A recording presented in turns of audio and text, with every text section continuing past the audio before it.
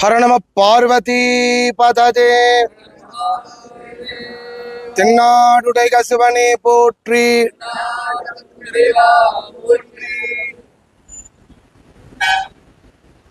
காசி யாத்திரையில மகத்தான ஒரு நாள் இன்னைக்கு.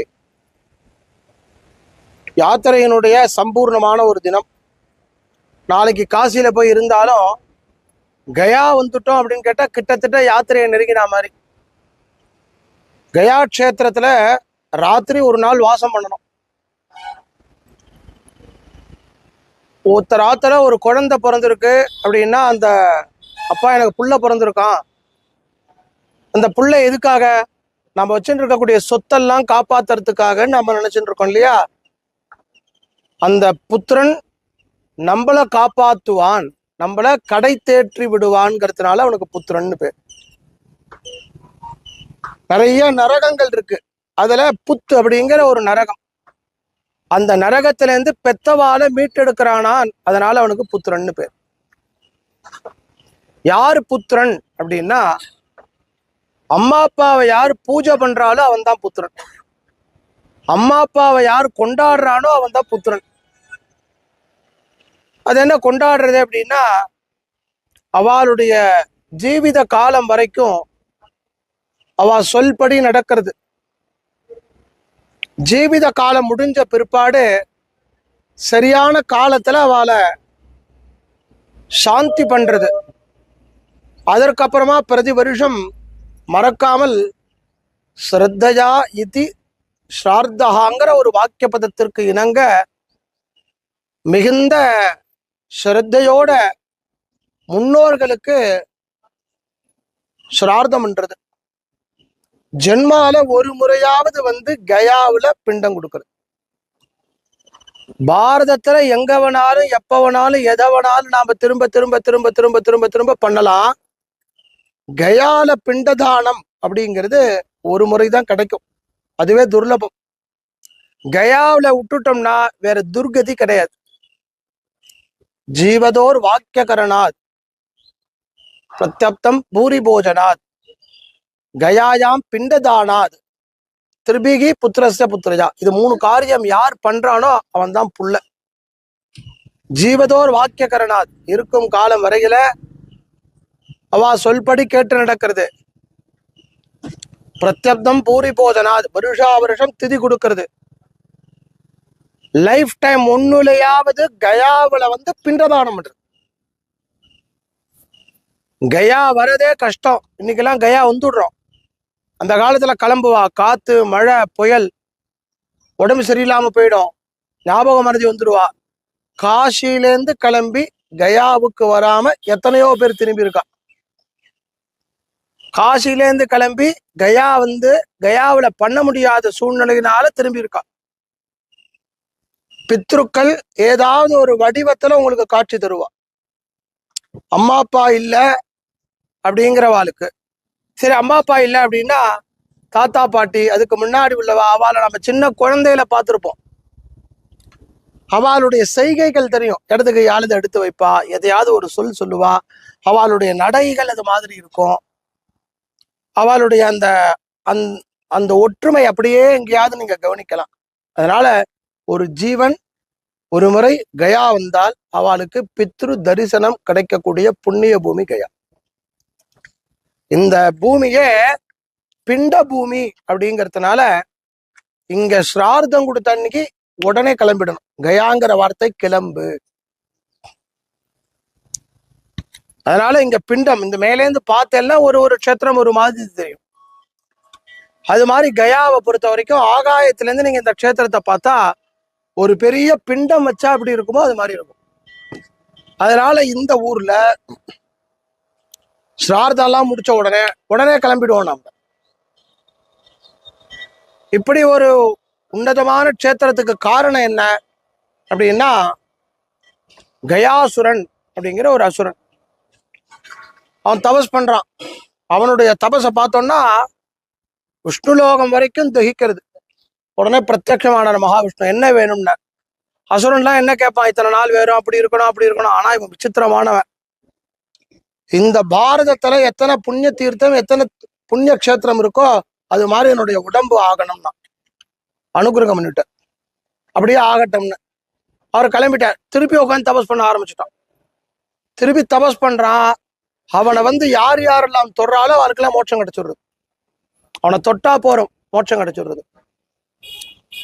இவனுடைய தபசு பிரம்மலோகம் பரியந்தம் பிரம்மாவால ஒன்றும் பண்ண முடியல. உடனே பிரம்மா கிளம்பி வைகுண்டத்துல போய் விஷ்ணுவை பிரார்த்தனை பண்ணி என்ன பண்ணலான்னா, அவனுடைய தபசுனால அவனுடைய சரீரமே க்ஷேத்திரம் ஆயிடுது, அவனெல்லாம் அழிக்க முடியாது, அவன்கிட்ட தானமா வாங்கலான்னாராம். பிரம்மா வேற தானம் வாங்குறதா? உடனே பிரம்மா வந்தார். ஏன்? இந்த எல்லாரையும் காப்பாத்தனமேங்கிறதுனால அவனை வந்து பார்த்து, அப்பா நான் ஒரு யஜ்ஞம் பண்ணலான் இருக்கேன், அந்த யஜ்ஞத்துக்கும் அவனுடைய சரீரம் வேணும்.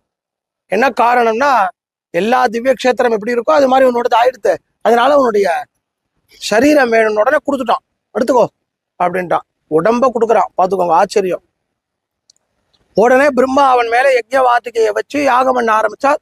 எத்தனையோ நாள் ஆறுது, அவனுடைய உடம்பு கொஞ்சம் கூட இதுவாகவே இல்லை. உடம்பு ஆட ஆரம்பிக்கிறது. அவனுடைய தபஸ்ல அப்பயும் திருப்பி தபஸ் பண்றான். என்ன பண்றதுன்னு தெரியல. உடனே சுவாமியை பிரார்த்தனை பண்றார் மகாவிஷ்ணு. உடனே மகாவிஷ்ணு தன் கையில கதையை மட்டும் எடுத்துட்டு வலது பாதத்தை அவனுடைய நாபியில வைக்கிற, அவனுடைய ஹிருதயத்துக்கும் நாபிக்கும் நடுப்பகுதியில் அப்படியே வைக்கிற. அப்படி வச்ச உடனே அவனுக்கு பரம பவித்திரம், பரம சந்தோஷம். இப்படி நாபியில வைக்கிறார். ஏன்னா யாருக்கும் கிடைக்காதது. விஷ்ணுவனுடைய பாதம் சங்கு, சக்கரம், கதை, வில், அம்புங்கிற பஞ்சாயுதம், இதை மீறி சகல விதமான ஔஷதங்கள் இருக்கு, தசாவதாரங்கள் இருக்கு. இதுலயே எல்லாம் அதுதான் விஷ்ணுவனுடைய பாதம். அப்போ அவன் கேட்கறான், இப்போ எனக்கு அனுகிரகம் பண்ணணும்.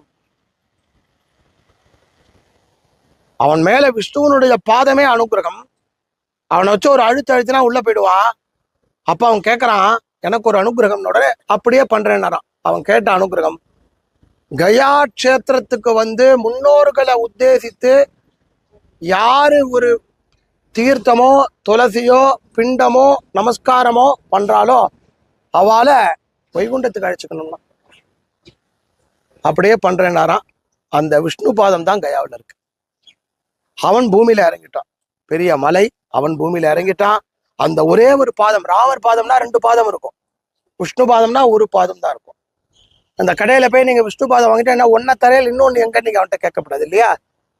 அதுக்காக சொல்ல வரேன். விஷ்ணு பாதம் இதுதான். அந்த விஷ்ணு பாதம் தான் கோவில், அழகான கோவில். அங்க விஷ்ணு பாதம் நடுவுல இருக்கு. அதை சுத்தி வெள்ளியினால தடுப்பு இருக்கு. சதா சர்வ காலமும் கொண்டாந்து பிண்டம் அது தலையில போடுவா. பிண்டம் என்னைக்கு போடலையோ உலகம் வெடிச்சு சிதறிடும். அதனால 365 நாள் 24 மணி நேரமும் ஸ்ரார்த்தம் நடந்துட்டே இருக்கும், திதி நடந்துட்டே இருக்கும். திதி நடந்துக்கக்கூடிய ஒரு புண்ணிய பூமி. அந்த அந்த சன்னதிக்கு நேர் மேல உள்ளுக்குள்ள கர்ப்ப கிரகத்துல கதாதரன் விஷ்ணு இருப்பார். அதே அந்த சன்னதியில பக்கத்துல மகாலட்சுமி தாயார் இருப்பா. இதுதான் இந்த க்ஷேத்திரம். இதுல இங்க வந்து பல்குனி நதி, விஷ்ணு பாதம், அக்ஷயவடம், இது 3ம் தான் கயா கஷேத்திரத்தினுடைய உத்கிருஷ்டம் சொல்லப்படுறது. இதுக்கெல்லாம் என்ன விசேஷம், ஏன் இங்க வந்து பண்றோம் அப்படின்னா, இதை மீறி ராமாயண காலத்துல ஜெகன்மாதாவான சீதாதேவியை இங்க சார்தம் பண்ணியிருக்கா. ராமர், லக்ஷ்மணர், சீதை இவாளோட சேர்ந்து கயால தங்குற காலத்துல அவளோட அப்பா தகப்பனாருக்கு ஸ்ரார்த்தம் பண்றார், தீர்த்த ஸ்ரார்த்தம் பண்றார். கையில சாமான் இல்ல, ராமபிரான் வாங்கறதுக்காக அப்படியே கிளம்பி வெளியில போறார். கொஞ்சம் வாழை இலை, முக்கியமா பிராமணால் போஜனத்துக்கு வேணுங்கிறதெல்லாம் வாங்கிட்டு வருவோன்ட்டு கிளம்பி போறார். நேரம் மாறுது, காணும். தசரதர் பிரத்யட்சமாயிட்டார். பிரத்யட்சமாய் நேரம் மாறுதுமா சாரதம் பண்ணுங்கிற. உடனே சீதை பண்றான். யாரே? ராமர் வரல, சீதை பண்றா. எல்லாம் முடிஞ்சிருச்சு. தசரதன் கையில பிண்டத்தை கொடுக்கறத கையில வாங்க மாட்டோம்ப்பா, பித்ருக்கள் கீழே வை. அதனாலதான் பிண்ட பிரதானம் பண்றத கீழே வைக்கிறோம், ஆசனம் கிடையாது, கீழே வைக்கிறோம். கீழே வை அப்படிங்கிற. கீழே வைக்க போற இடத்த சாட்சிக்கு வச்சுக்கோங்கிற. உடனே இப்படி இந்த பக்கம் திரும்பி பாக்குறா. செஞ்சு வச்ச பிராமணன், பக்கத்துல நிற்கிற பசுமாடு, ஓடக்கூடிய நதி, இங்க இருக்கக்கூடிய அக்ஷயவடம், இதெல்லாம் சாட்சிக்கு வச்சுட்டான். நீங்க எல்லாம் தான் சாட்சி. இருக்கக்கூடிய துளசி செடி இதெல்லாம் சாட்சி வச்சுட்டான். எல்லாம் பண்ணிவிட்டா. தசரதர் பிரத்யட்சமாகி நமஸ்காரம், அப்படியே இவருக்கு ஆசீர்வாதம் பண்றா, சீதை நமஸ்காரம் பண்றா, தசரதர் ஆசீர்வாதம் மட்டும் கிளம்பிட்டார். ராமர் வரார் உள்ள, எல்லாத்தையும் எடுத்து வை ஜானகி, நேரம் ஆறுது, எல்லாம் ஆயிடுத்து, அவசரப்படாதீங்க அப்படி. எப்படி ஆகும்? நான் இல்லாம நீ இப்ப எப்படி பண்ணினாக்கிறத நான் எப்படி தெரிஞ்சு போயிரு, கோவப்பட்டு கேட்கிறேன். நான் பண்ணின ஏதோ வாழலாம் சாட்சிங்கிறான். பிராமணன் பேசாமலே இருந்துட்டான், பசுமாடு பேசாமலே இருந்துருத்து, நதி பேசாமலே இருந்துருத்து, துளசி செடி பேசாமலே இருந்துருத்து. எல்லாம் பேசாம இருந்த உடனே சீதை உடனே அவளுக்கெல்லாம் சாபம் கொடுத்துடுறான். நதி, நான் அவ்வளவு சிரமப்பட்டு பண்ணியிருக்கேன், சத்தியமா பண்ணியிருக்கேன், நீங்க பேசாம இருக்க, அதனால நதியில தீர்த்தம் ஓடப்படாது. அதனால இந்த இங்க பல்குனி நதியில நீரே ஓடாத பல்குனி அந்தர்வாகினியா போயிட்டு இருக்கா, அடியில ஓடிட்டு இருக்கா. அடுத்தபடியா பிராமணன் எவ்வளவு கொடுத்தாலும் இன்னும் 100 ரூபாய் கொடுத்தா தேவலாம்பா. இந்த க்ஷேத்திரம் எங்க கொடுத்தாலும் இன்னொரு 100 ரூபாய் கொடுங்க அப்படிம்பா. இயற்கை பிராமணன். 2வது சாபம். 3வது பசுமாடு. முகத்துல இருக்கிற மகாலட்சுமி, உனக்கு முகத்துக்கு பூஜை கிடையாது, பின்னாடி போன்னுட்டா. பசுமாட்டினுடைய முகத்தை எல்லாரும் தொட்டு கும்பிடுவா, பாவம் தெரியாது, பின்னாடிதான் பூஜை பண்ணணும், பின்னாடிதான் தொட்டு கும்பிடணும், பூஜையே அங்கதான். மகாலட்சுமி. துளசி சீக்கிரமே அழிஞ்சு போயிடுவா, அதிகபட்சம் உங்க இடத்துல வச்சிருந்தேன்னா வந்து பட்டு போயிடும். கயாவில் இல்லவே இல்லை, கயாவில் துளசியே கிடையாது.